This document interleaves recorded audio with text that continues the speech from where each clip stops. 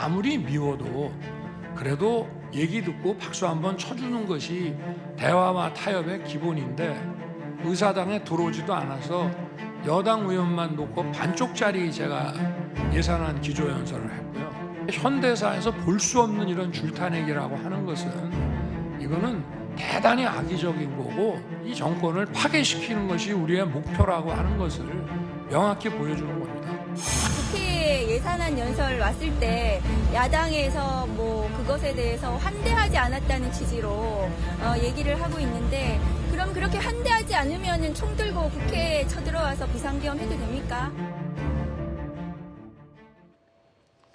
어제 헌법재판소에서 이 탄핵 심판 7차 변론이 진행이 됐죠. 이 자리에 나온 윤석열 대통령은 야당을 작심 비판했습니다. 조금 앞서 들으신 이 내용이 상당히 관심을 끌기도 했었는데요. 국회 예산안 시정 연설 당시에 상황을 그대로 다시 이야기를 하면서 윤 대통령은 야당으로부터 박수 한번 제대로 받지 못했다. 박수를 아무도 안 치더라. 라면서 서운한 감정을 그대로 이야기했습니다. 결국에는 이 계엄 선포를 한 배경에 야당의 이런 횡포, 독주 이런 부분이 있다라는 것을 다시 한번 강조하면서 이런 개인적인 경험까지 이야기를 한 건데요. 헌법재판소는 내란 혐의 피의자들의 검찰 조서도 탄핵 심판 증거로 채택을 했는데 이 부분을 지금 윤 대통령 측에서는 계속 문제 삼고 있죠. 어제 7차 변론 기일에서도 이 문제가 계속 논란이 됐습니다.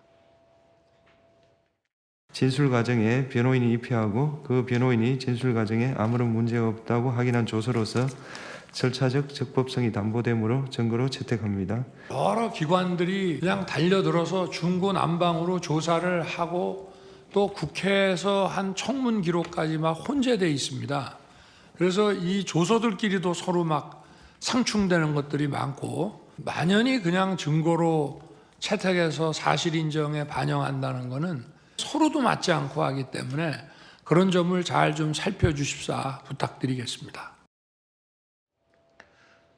윤 대통령 측에서는 헌법재판소가 무리하게 신속성만 강조하다가 지금 공정성을 잃고 있다라고 일관되게 주장하고 있죠. 근데 이 내용은 여당에서도 이 부분을 문제 삼고 있습니다. 특히 오늘 오전에는 원희룡 전 장관이 기자회견까지 열고 헌법재판소의 공정성의 문제를 직접 제기했습니다. 지금의 헌법재판소는 헌법을 지키기는커녕 헌법 도망소로 전락하고 있습니다. 변론 기일, 심리 시간, 그리고 진실을 밝힐 기회를 충분히 보장해야 합니다. 국민들은 진실을 알 권리가 있고 대통령 측은 진실을 밝힐 공정하고도 충분한 기회를 가져야 합니다. 주권주자로 분류되는 분들이 조기 대선 가능성 대비해서 활동 중이시거든요. 이런 행보로 해석을 해도 무방할까요? 대통령의 복귀가 이루어지는 것이 가장 우선이라고 생각합니다.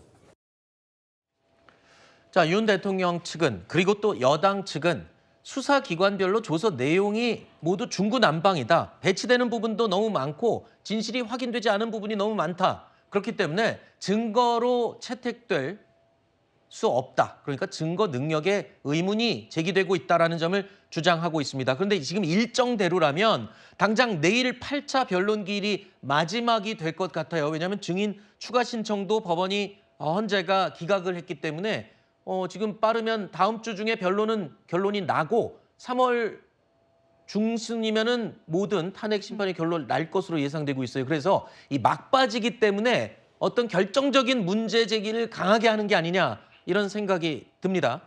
이것은 결정적인 문제 제기라기보다는 초반부터 국민의힘과 윤석열 대통령 측에서는 계속적으로 문제 제기였던 것인데요. 대통령의 탄핵 심판 같은 경우 헌법재판소에서 단심제로 운영이 됩니다.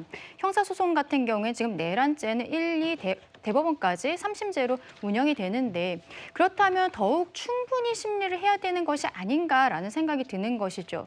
지금 헌법재판소법에서는 180일 안에 결정을 내도록 하고 있고 또 헌법재판관이 일견문이 되지 않았을 때, 거리되었을 때는 그 기간은 또 이 심판 기간에 산입하지 않는다고 되어 있어요. 근데 올해 1월 1일에 되어서야 조한창 정계선 재판관이 취임을 했습니다. 그러면 오늘까지 한 40여일밖에 지나지 않은 것이죠.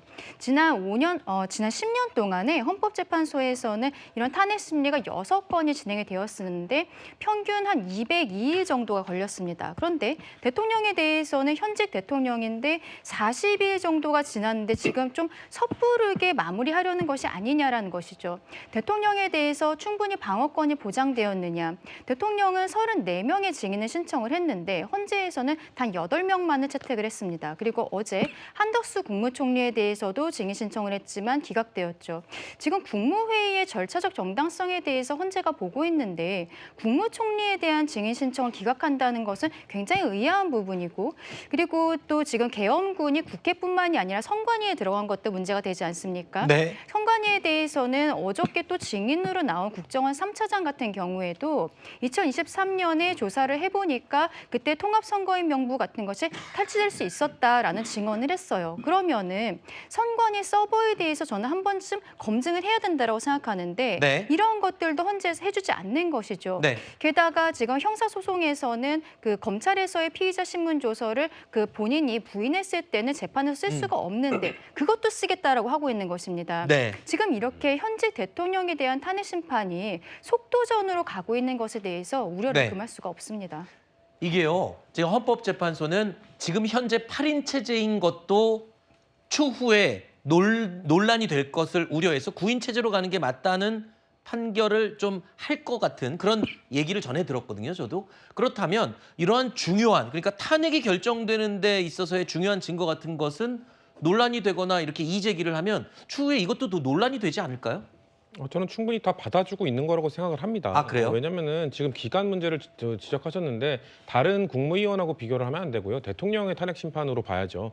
역대 지금 대통령의 탄핵 소추 이후에 심판이 3번째인데 지금 가장 길었던 게 박근혜 대통령이 91일입니다. 지금 만약에 윤석열 대통령의 탄핵 심판 결과가 3월 초중순에 나오게 되면 아마 100일을 넘기게 될 겁니다. 3명의 대통령 탄핵 심판 중에 가장 탄핵 소추 이후에 길게 심판을 한 것으로 볼 수 있고요. 네. 그리고 한덕수 총리를 배제한 것이 뭐 적절하냐 이런 얘기를 하고 있는데 그 한덕수 총리의 역할은 이 계엄법에 따르면 그 계엄 전 비상계엄 선포 전 국무회의를 할 때 한덕수 국무총리가 가장 1순위가 아니라 5명의 국무위원 중 1명일 뿐입니다. 원오브 댐이고요. 그리고 한덕수 국무총리는 다른데 검찰이나 국회에 나와서 나는 그거에 반대했다라고 얘기를 하고 있고 절차적 문제가 있다라고 말을 하고 있기 때문에 윤석열 대통령에게 보면 어떻게 보면 불리한 증인입니다. 네. 불리한 증인을 기각한 게 왜 이게 졸속으로 심판하기 위해서 이걸 기각한 게 되는 거죠. 만약에 이재명 대표의 공직선거법 항소심 우리가 지금 아마 증인을 14명 신청했는데 3명만 받아들였는데 이거에 대해서 이재명 대표가 항소심 이 고등법원 지금 졸속 심판하기 위해서 이렇게